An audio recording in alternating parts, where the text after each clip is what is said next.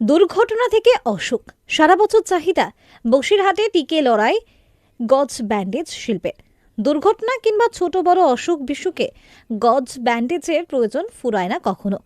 সেই চাহিদা মেটাতেই বছরের পর বছর ধরে বসিরহাট মহকুমার কয়েকটি গ্রামে গড়ে উঠেছে গজ ব্যান্ডেজ তৈরির এক বিশেষ তাঁত শিল্প। উত্তর চব্বিশ পরগনা জেলার বসিরহাটের দেভোগ, মাঝেরপাড়া, বাগান আইট, ভ্যাবলা এবং বসিরহাট পৌরসভার ৩ নম্বর ওয়ার্ডের একাধিক এলাকায় আজও খটখট শব্দে চলেছে তাঁতের কাজ। স্থানীয় সূত্রে জানা যায়, মূলত তাঁত শিল্পের মাধ্যমেই তৈরি হয় এই গজ ব্যান্ডেজ। এমনি ব্যান্ডেজ আর কি হসপিটালের যে গজগুলো হয়, দিন গেলে আমার 5-6 করে হয়। একটা করলে কত করে পান? ও আমাদের 23 টাকা করে দেয়। 23 টাকা? হ্যাঁ, এখন রেট বেড়েছে তো।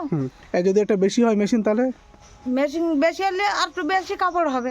আচ্ছা, করোনার তখন তো বন্ধই ছিল, তখন তো কাপড় নিত না, যেহেতু বাইরের লোকজন বেরোতে তো না, তাঁত বন্ধ ছিল 5-6 মাসের মতন।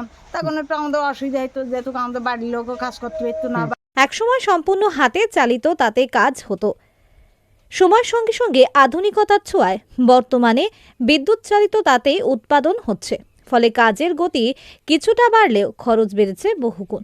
তাঁত শিল্পীরা জানান, সুতো, বিদ্যুৎ, যন্ত্রাংশ সহ প্রয়োজনীয় সব জিনিসপত্রের দাম বেড়ে যাওয়ায় কয়েক বছর আগে এই শিল্প কার্যত ধুঁকতে শুরু করে। অনেকেই বাধ্য হয়ে পেশা বদল করেছেন। তবে সম্প্রতি মজুরি আগের তুলনায় কিছুটা বাড়ায় আবারও আশার আলো দেখছেন তাঁত শিল্পীরা। এক তাঁত শিল্পী জানান, এ আমাদের বাপ ঠাকুরদার ব্যবসা, অনেক কষ্ট করেই আমরা এই কাজ টিকিয়ে রেখেছি। মজুরি একটু বাড়ায় সংসার চালানোর ভরসা পাচ্ছি। বর্তমানে বহু পরিবার এখনো এই শিল্পের উপর নির্ভরশীল। লাগে আবার কি করে যাবে, পার ডে আমার 4টে গেলে হয়।